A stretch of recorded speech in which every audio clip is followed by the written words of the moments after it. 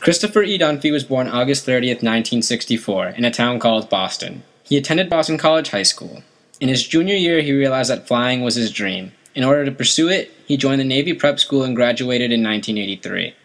Chris continued on to the Naval Academy, where he graduated in 1987.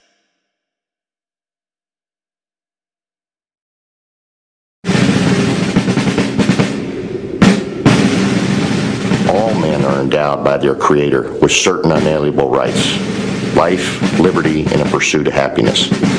That's why we're out here, and that's what we fight to protect.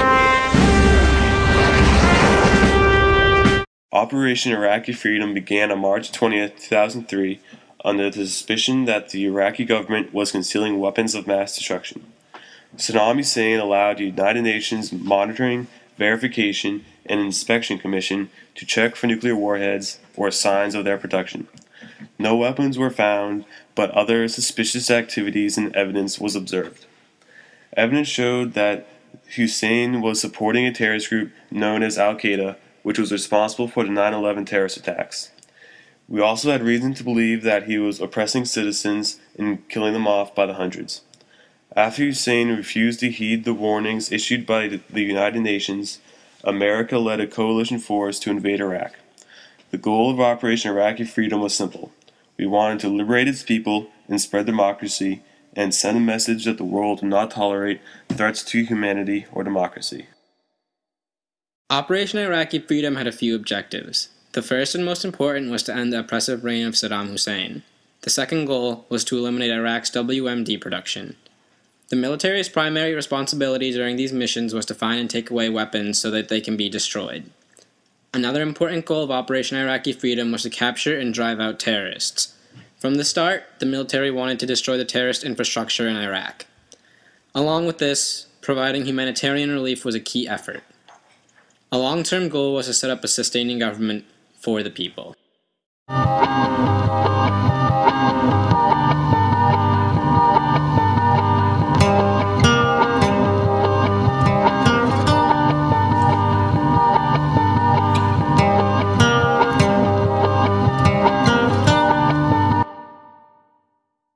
The U.S. Navy conducted many different operations in this conflict. Navy missiles took out the majority of enemy tanks, bunkers, AA positions, and communication posts. Reconnaissance missions were an important responsibility for the Navy pilots as well. They often patrolled in a radius around the ship, but flying inland to gather information was not uncommon. Rescue primarily around the carrier. Something happens, somebody falls off the ship, or one of the planes around the ship, something happens. We fly with two rescue swimmers.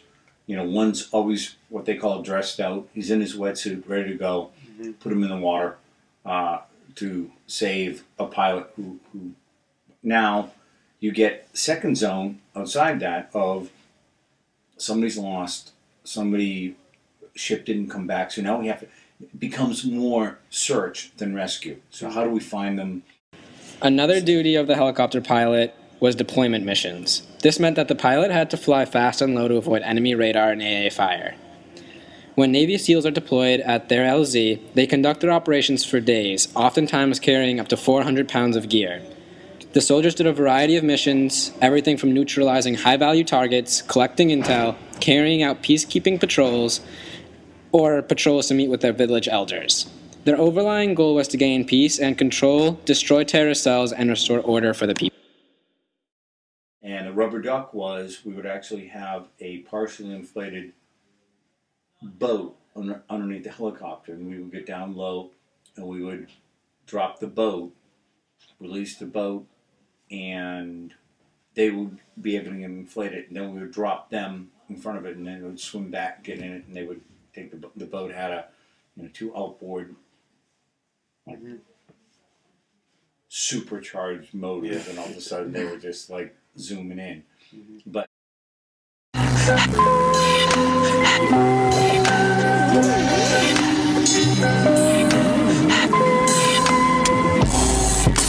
Pilots have to make split-second decisions that can affect the very outcome of the war. To prepare for this, training is implemented for almost all aspects of the life of a pilot. Becoming a Navy pilot requires a lot of determination and perseverance. Pilots go through multiple levels of cognitive training and testing.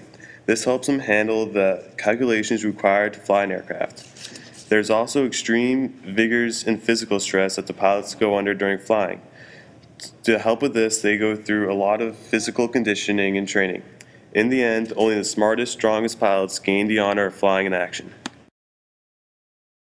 As leaders of the major terrorist groups were gradually neutralized, resistance within Iraq dissipated, marking the end of combat in Operation Iraqi Freedom. The focus now shifted to Operation New Dawn. The primary goal is maintaining stability and ensuring a sovereign government for the people. Soldiers acted more like a police force, conducting subtle patrols and training native Iraqi units. U.S. forces will be present in the country and will aid in rebuilding and other post-war efforts.